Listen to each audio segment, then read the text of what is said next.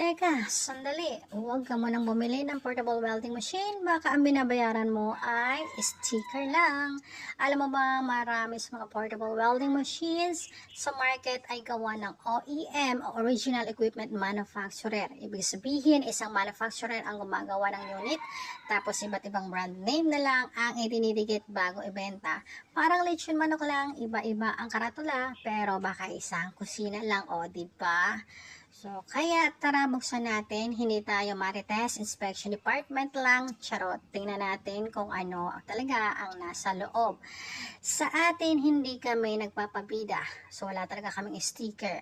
Mas gusto namin ipakita ang laman ng unit dahil ang welding machine, parang asawa, hindi habang buhay, ang ganda ng labas. Kung mahina naman ang performance sa loob, bawat unit tinitest muna bago ibenta, kaya may confidence kaming magbigay ng 7 days warranty.